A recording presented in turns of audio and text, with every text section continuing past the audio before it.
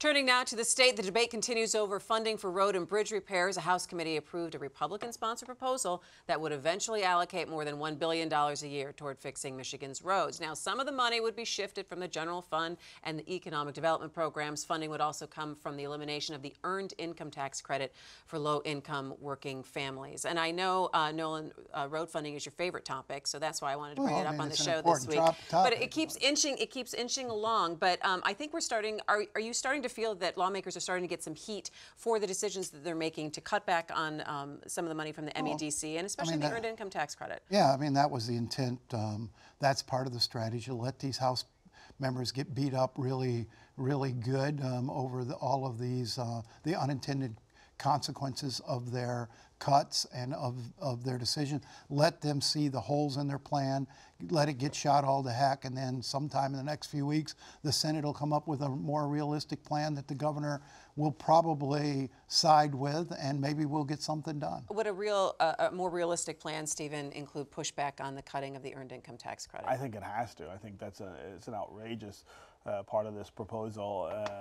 The idea that a tax hike on the poorest people in the state is the right way to deal with this when we keep talking about the need to not burden business or not burden rich people. I mean, the whole discussion here is headed in the wrong direction. And I think you need the governor to stand up and say, no, we're not going there.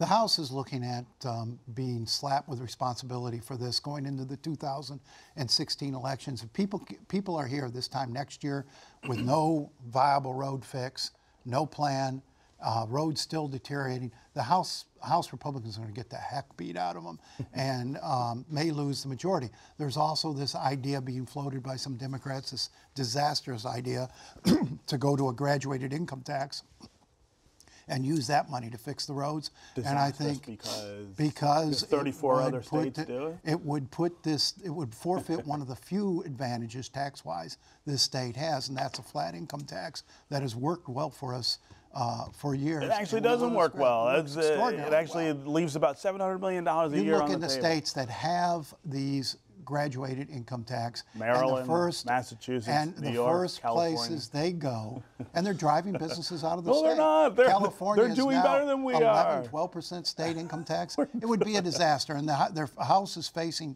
this threat now. I think the House will end up coming along by the end of the summer to a plan that raises fuel taxes and implements about $300–400 million in real spending cuts. All right. In the good news, they got a budget, right?